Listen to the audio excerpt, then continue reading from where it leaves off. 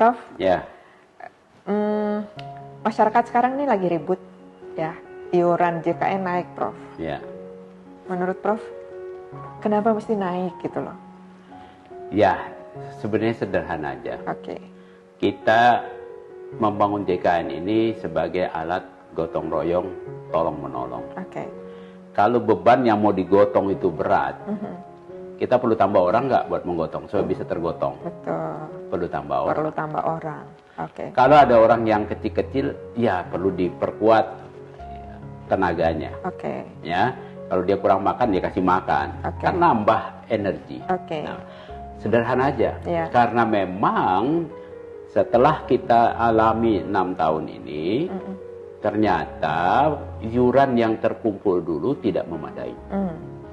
Sebetulnya kenaikan iuran yang sekarang ini indikasi bagus bahwa pemerintah sudah menyadarin yang dulu tidak memadai. Oke.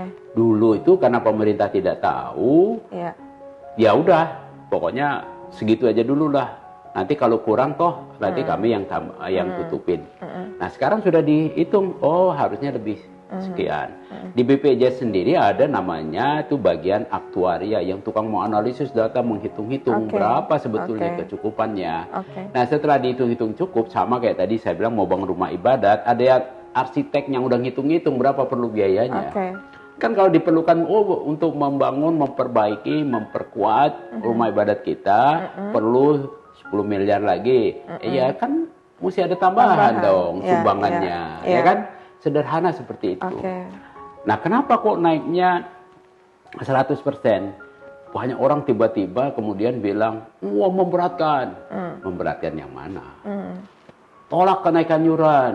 Kalau tolak, orang yang sakit nggak bisa berobat, siapa yang mau? Ya, banyak orang nih asbun, asal bunyi aja ngomong. Pokoknya yang penting supaya bisa naik panggung, bisa dikutip oleh wartawan. Tanpa memahami substansi. Tanpa memahami substansi. Jangan lupa.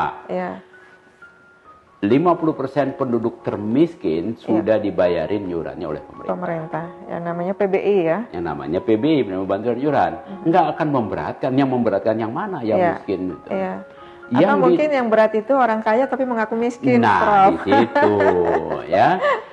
Nah, yang membayar iuran PBI yang kelas naiknya 100% itu, kelas 1, kelas 2, itu cuman paling banyak 9 juta orang.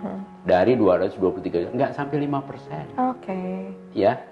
Masa yang diributin yang berdampak kepada 5% yang bukan juga orang miskin. Ya kan? Dan biasanya mereka kalau berobat juga paling banyak loh makanya. Nah itu dia. Jadi ini orang masyarakat yang tidak paham jangan ikut-ikutan lah. Kita lihat dulu datanya, faktanya, baru kita ngomong. Ya, lagi pula kalau dia tidak mampu di situ, dia masih bisa pilih ke kelas 3 yang 42.000. Ya. Apakah memberatkan kelas 3? Banyak juga yang teriak, wah memberatkan Pak. Dasarnya apa? Kamu bilang memberatkan, ukurannya apa?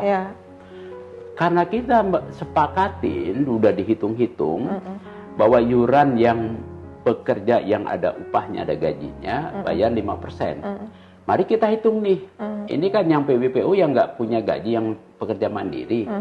Kalau dia bayar iuran, suatu keluarganya, sampai nggak 5% dari penghasilannya. Kalau masih kurang 5% dari penghasilannya sebulan, ya nggak memberatkan lah. Ya, ada juga yang bilang memberatkan Pak. Saya tanya memberatkan berapa? 42.000 memberatkan. Iya, tapi kamu beli rokoknya 500.000 sebulan.